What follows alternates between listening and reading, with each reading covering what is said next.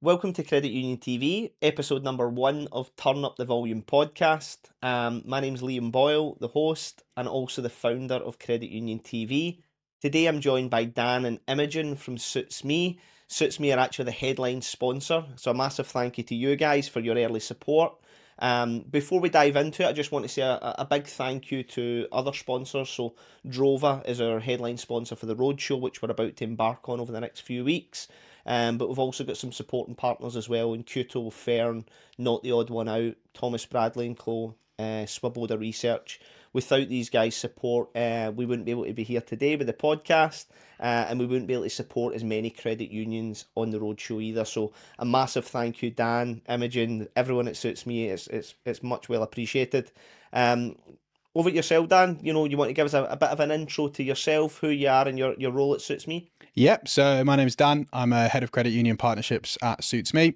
So I am responsible for managing all of the relationships between our credit union partners and Suits Me. So yeah, I've been working at the business since February now. It's been really action packed and exciting 6 months, but I've been really enjoying it so far. Brilliant. And yourself, Imogen, you're wellbeing manager at Suits Me? I am, yes. I've been doing it. I've been in my role since March last year. We identified that there was a need for someone to be more focused on assisting customers that might need a bit more support with managing their account, managing their personal circumstances, managing any health conditions that they have. So I'm a bit of an advocate for them between Suits Me and the customers, making sure that they're heard, reaching out to them on a regular basis to make sure that we're making any adjustments we can make to suit their needs, and to just help improve their customer journey with us. Amazing. And Dan, back to yourself. So, in terms of Suits Me, for anyone out there who doesn't know who Suits Me are, who are they, what do they do, and how do they get involved in the credit union sector? Yeah, so we are an online banking alternative and we provide personal accounts and debit cards to hundreds of thousands of people across the UK. Our typical demographic is people that have been unbanked, people that have been left behind by the UK banking sector. And so it kind of fell hand in hand a little bit when the opportunity came to start working with credit unions at the back end of last year, because we know that the brilliant work that credit unions do in really offering a sort of a helping hand and extra support to those to a lot of people that have been financially excluded. So yeah, when the opportunity arose following the Engage card falling out of business, we thought, this is an opportunity for us to, partner with these credit unions that have the similar sort of ethos to us and have the same sort of mindset. It's been, I wouldn't say it's been all plain sailing. There's been a lot of it was a very action-packed first couple of months over Christmas, getting over 25,000 credit union members switched over from Engage to Suits Me. But no, there's a lot of collaboration, a lot of cooperation from the credit unions as well. And I think we're in a pretty healthy position now. And looking forward. Amazing. And obviously, being first-hand as a credit union member and also seeing other credit unions, how busy they are over the Christmas period. Yeah. The fact that you guys pulled off, that transfer from Engage to Suits Me over probably arguably the busiest period of the year for credit unions. That's really, really impressive. Yeah, it was before I started. But from what I've heard, it was challenging. It was very challenging, I think, and fast paced, and ideally, probably another couple of months would have been nicer to have on top of that to get everyone across. Yeah. But as I say, sort of we probably couldn't have done it without the really useful collaboration from a lot of the credit union partners. So we're in a good position now, though. So that's all good. Brilliant. And speaking of collaboration, obviously, you have sponsored the Turn Up the Volume podcast. You've been a big supporter, Dan, since you've seen the content around CUTV. So what made you go for that? And, what do you see you gaining out of that? Yeah, so as part of my role, I go out on the road a lot. I will be meeting credit unions face to face. I've seen firsthand the work that they do in their communities, and it just seemed like a natural next step, really, to get involved. When I saw on LinkedIn that you were, taking, having this road show and going out and about and meeting credit unions, I thought, well, that's similar to what I do. And, I really think it's a great opportunity for us to, add a little bit of something behind that and push forward the movement, because, so one of the issues I think with the credit unions is that they're not spoken about enough. No. And, there's so many brilliant stories and really good positive things that credit unions do that just doesn't get spoken about. So yeah, when I heard you were doing the roadshow, doing the podcast, I thought, yeah, this is a great opportunity for us to get involved and partner with yourself on it. Amazing. I did see on LinkedIn that when I first came across the bus, I made a bit of a joke. I've got a CUTV van. Yeah. You guys have got a double-decker bus. Yeah. I seen firsthand the bus today when we were at headquarters, which was amazing. And there's some footage to come out around that, which will be exciting when that pops. But in terms of the bus stand, tell us, how did the bus come about, and what are the benefits of having that? Yeah, we've had the bus for a few years now, I think, Yeah. haven't we? But it's basically like our mobile branch. We're very aware that we are, we're an online banking alternative. We don't have physical branches where our customers can come in and, get that face-to-face support. So this is basically our way of doing that. So just this year alone, we've been to Liverpool, Leeds, Manchester, London, Birmingham, and we've got dates lined up in Blackburn, Birmingham again. I think we're potentially going down to Cardiff and Croydon coming up towards the end of the year as well. And yeah, it's just our opportunity to, go out and about, meet our customers face to face, answer any of their questions. Have they got any queries, any concerns, any issues? Our customer care team travel with the bus as well, so they're on hand to answer those questions. And yeah, it's just our opportunity to get out and about and provide that all important in-person contact, especially in the light of so many bank branches closing. And we've specifically targeted places where we've seen a lot of bank branches closing down. So yeah, I think it's very important that we have the bus and we can go out there and meet our customers face to face. Yeah, bank closure is a big one. I think more and more banks are closing the high streets. I live in a place called Coatbridge, a little town in Scotland, and we now have more credit unions in my town than we do have banks. Wow. So that is unbelievable. Yeah. Nationwide is obviously a cooperative, so I'm not putting them in the banking one in case anyone tries to pull me up on that one. But yeah, the closures of banks. So the fact that you've got that mobile alternative banking option for them with a bus. If I'm a customer, what would I come to the bus for? Give us an idea or paint a picture for us. Yeah, it can be anything, because we will get existing customers who come to us and, maybe they've got, it could just be to almost put a face to the name. And I think that you need to build that trust and build that confidence. And, because we are online predominantly, it can be hard for customers to actually know that we are real people and we actually do care about each of their individual issues and whatever that may be. So I think a lot of time, customers see just to meet us and it's just a bit like, oh, hello, I'm a customer of yours. Thanks for everything you're doing, etc. Sometimes it could be an issue. It might be an old customer that had an issue, and often we just get a lot of people that have never heard of us and are just walking through a town centre or a city centre and just see the big double-decker bus and want to come and have a chat, really.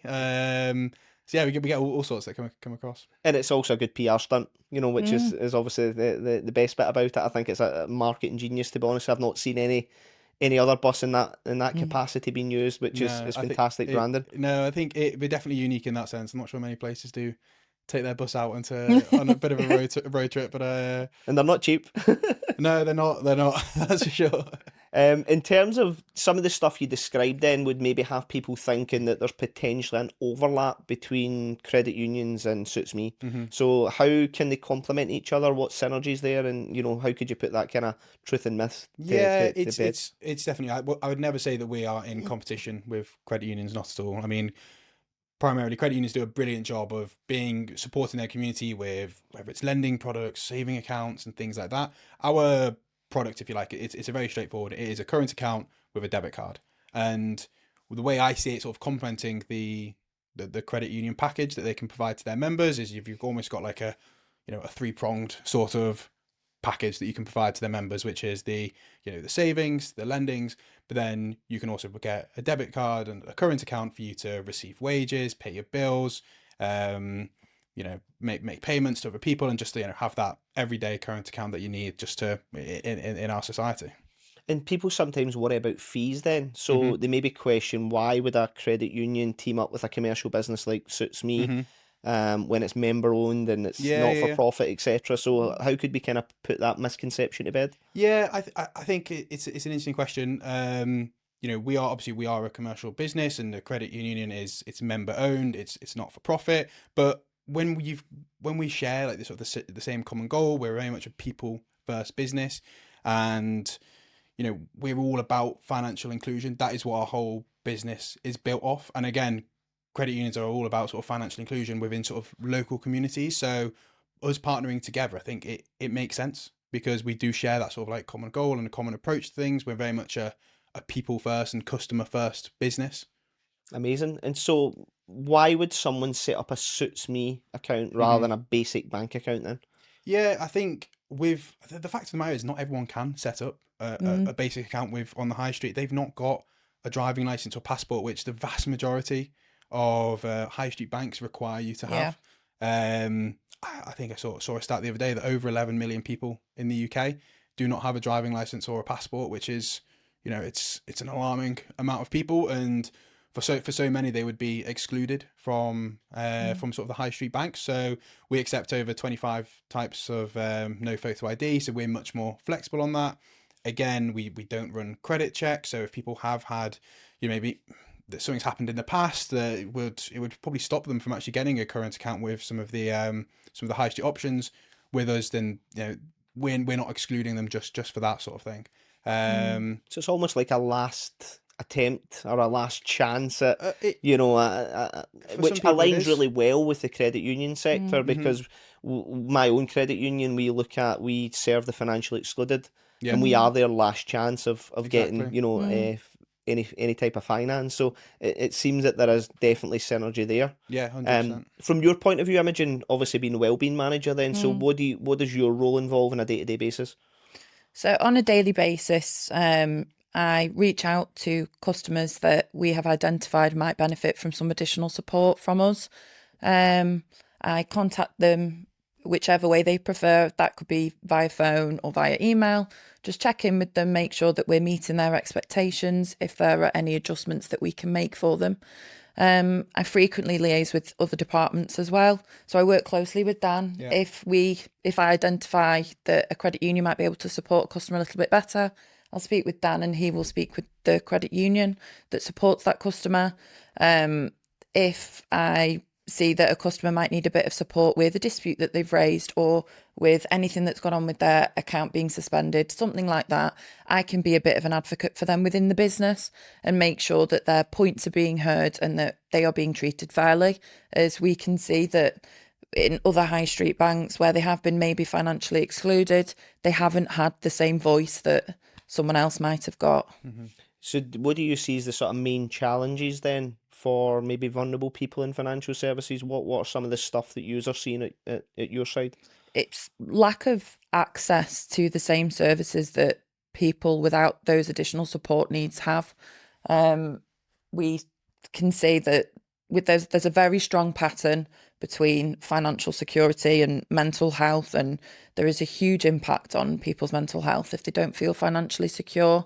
And like Dan mentioned before, ID requirements. If someone doesn't have a driving license or a passport, they're excluded from an awful lot of options. Yeah, no, I think you're right, and I think for people that are vulnerable, they just need that extra support, and because we're not a massive bank with hundreds of thousands of employees, we have like our own, like we've got Imogen and her team, the wellbeing team that can give that more like individual support that's like personalized. And I think you'd put, can't speak for everyone, but you'd struggle to get that a lot of sort of the high street banks and things like that, I think. Well, that was one of the questions I was going to ask. What are you doing at your end to help those vulnerable clients? What you sort of putting in place? So it seems like that personal approach, that hands-on is still very much there, which is really, really important. Yeah, definitely. Is there anything else that Suits Me's involved within the community? Anything you are doing, other sponsorships, anything helping the community? In terms of other sort of like for vulnerable people, or just like in general, yeah. In general, so I mean, we've branched out into football clubs. Brilliant. So we are sponsoring 5 football clubs across Championship and League One, and we're doing like a co-branded debit card for them. Brilliant. And yeah, I've got a couple of others potentially lined up doing sort of co-branded card agreements with, but yeah, primarily I'd say the main focus, especially since I've joined, has been on the credit union side of things. But yeah, we're also, as I say, looking at other options, including the football clubs. The football club's a good one. My own credit union, we actually do the fan finance for their season tickets. And that's something that's been really, really successful for us, as well as branching out of things like golf clubs and stuff like that as well. So there's definitely synergy there between both. Yeah, we've actually so one of the clubs that we sponsor is Blackburn Rovers, and we work very closely with Jubilee Tower Credit Union up in Darwin. And yeah, I think some point you'll have to watch the space. Can't speak exactly right now on it, but yeah, I think we're going to look to do some sort of collaboration between Suits Me, Blackburn, and Jubilee Tower Credit Union Oh, all amazing. together in the next couple of months, which will be really exciting. If we look ahead, Dan, how can Suits Me and credit unions, how can we together tackle financial exclusion? You know, what do you see as the main things we can be doing? Yeah, I think first and foremost, I think just getting more people to know about there are these options out there. So many people don't know that a credit union exists, and I think if you were to go and walk down the street and say, "Have you heard of a credit union?" They'd say, "Yeah." They know roughly, they'd have heard of it, but they wouldn't be able to tell you that much about it. I don't think, just because there's no education out there, there's no information for people. So I think we can do a lot more to be sort of like signposting credit unions to people, just so that they know that that option is there for them, and just giving people that choice. You know, we've seen some actually quite very sad and horrible stories of people who are being taken advantage of by loan sharks. I mean, you and our customer care team have had training from Stop Loan Sharks UK in order to try and spot the signs of that. And I think just being able to, you know, educate people and tell them that, you know, credit unions exist. They're there to support. They're there to help you. Exactly. And Yeah, I think that that's really sort of important. ties in exactly what I'm trying to achieve, not just with the Mm-hmm. podcast, because the podcast is great. It's bringing, you know, businesses like yourself who are trying to really help the sector. Yeah. So being able to having these kind of open conversations, it lets people see the real work that you are doing behind the scenes to Mm-hmm. help the credit union sector. Mm-hmm. The second element of what I'm doing is the UK Roadshow, whereas Yeah. I'm travelling around the UK and Mm-hmm. getting the credit unions to tell us the stories. Yeah. You know, I had a chat with, you know, Morgan this morning. He didn't know what a credit union was, and it's all about who we are, what we do, why we do it. That is the key message that I'm trying to get across Yeah. from all of the credit unions across the UK is tell your story, and, you know, let's see if we can engage with the next generation to help, you know, kind of bring more people to the sector, because it goes back to what you say. There's not enough financial education, whether that be in school, colleges, university. You know, it's as if they almost don't want us to know Yeah. how to manage our money. So I genuinely believe the credit union sector could be or could play a big part in that education side of things. Yeah, definitely. And obviously alongside the likes of yourselves is you know, how can we make that work, and how can we shout louder? Yeah, definitely. And I think it's both from like a, you know, could more be done from like a policy government point of view, but also like you say, like education, like early on in life for people a lot of people age 16, 17, 18 who are just sort of getting out into the world, getting a bit of independence. They don't know about credit unions. They don't even know it's an option.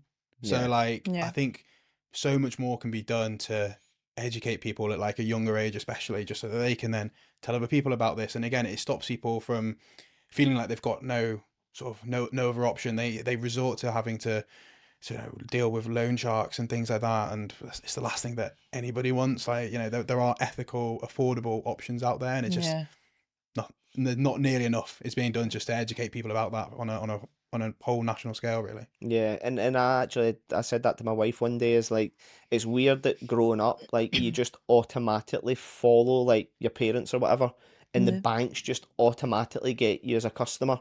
It's like, oh, that's you signed up, that's your card, that's where your wages get paid in. Yeah. And then I look at the credit union sector where they don't have a lot of budget and they need to fight so hard just to get people's attention, when really behind the scenes they're doing so much work, which is helping the local communities. So, you know, I think together over the coming months, hopefully we can, you know, we can shed a bigger light on the credit union sector. And I think today's been really useful in terms of to find out a bit more about who you guys are and what yous do and the support you have for the sector. Before we wrap up, is there any parting shots that you want to say, or anything we've not covered today, do you think? I think some part you touched on earlier. I think I sort of didn't answer your question. It was just sort of like around fees and things like that. I just wanted to be, you know, fully transparent on there. You know, we do have things like a monthly management fee and certain usage fees as well with our accounts. And, you know, I think there's a bit of a misconception on that as well. And I just want to sort of, you know, just again, be fully transparent on that. We are fully transparent with our fees. It's everything is there. There's no sort of hidden things for like customers or members can stumble upon. And often we've got various benefits, things like cashback at Sainsbury's, Asda, where people can, they tap their Suits Me debit card, they can earn up to 4% cashback. With other retailers, I think it's up to 10% as well, sort of Yeah. across the UK. And again, I think it's where some of like the high street banks can, almost be a little bit more sort of misleading, is things like overdraft charges and things like that. And when we're dealing with quite vulnerable people who maybe haven't received a financial sort of educational financial well-being or anything like that, it's important that that they're aware of everything and things like that. And I do feel that a lot of the high street banks maybe could do a better job at that. And again, to stop people sort of falling into an overdraft and falling into racking up lots of debt and things like that. We've spoke a lot about financially excluded and people that maybe don't get a normal bank account, but that's not just what Suits Me's for. No. Can anyone join? Can anyone sign up? Literally anyone, yeah. And we mentioned people with no photo ID. If you do have a driving license and a passport, you can sign up as well. So yeah, it's literally for anyone and everyone who just wants a very easy to use, fuss-free current account with a mobile app. We've got a customer care team that speak 15 different languages. So yeah, it's for everyone really in the UK. Amazing. And if I wanted to sign up, where would I go? So you go to suitsmecard.com/apply. And for any of our credit unions that would like to, know more about us and how we work with credit unions, you can go to suitsmecard.com/credit unions. And before we wrap up, something that I just wanted to highlight as well, like when Dan was talking about with the high street banks, in my role particularly, I found it staggering the amount of customers that have actually approached me when I've contacted them. And they've been so shocked to hear from us from a wellbeing point of view. They mention frequently, don't they? Like, I've never had this from a bank. Is this a normal thing for banks to do? And I explained that we are an online account alternative doing exactly what we can to make adjustments for those who need it, as we focus on the individuals and not just customers as a number sort of thing. So as what well. is that, like some sort of like check-in call or something? Yeah, so I perform regular welfare calls. So if I have customers that I speak with on a regular basis that know me very well, I'm a point of contact for them now. But when I'm reaching out to someone for the first time, they seem to be taken aback by the call that I'm making, and they always say, like, is this normal? Like, I've never had this. So I think it's a really important feature of Suits Me as well, the fact that they do have the wellbeing team to support them throughout their journey with us too. I've certainly never had the bank. Yeah. Not for that reason anyway, but it's... normally you get a call from your bank, you're like, oh God, what's going on here? Well, last thing, it's actually a positive thing that we're doing, and I think that's something that a lot of the high street banks, they simply don't do that. They don't have that designated wellbeing team that is actively calling out to the customers, reaching out themselves. And I think it's testament to the work that Imogen and her team do, really. And it's just all about that sort of personalized individual sort of approach that we'll adopt for each individual credit union member and each of our customers as well. Amazing. Well, thank you very much, guys. That's episode 1 done of Turn Up the Volume podcast. Really excited to give a quick snippet into what's coming next. We've got some exciting episodes coming up, where we're going to get together 4 of the UK mainland trade bodies, which will be ABCUL, Scottish Leagues, UK Credit Unions, ACE. So keep your eyes peeled on that one. That'll be coming soon. I'm sure you'll be tuning into that one, Dan. But massive thank you again to yourselves as the headline sponsor, all our other supporting sponsors throughout as well. It really does mean the world to us, and very, very excited to take the next steps in this journey. So thank you very much, guys. Thanks for having us. Thank you.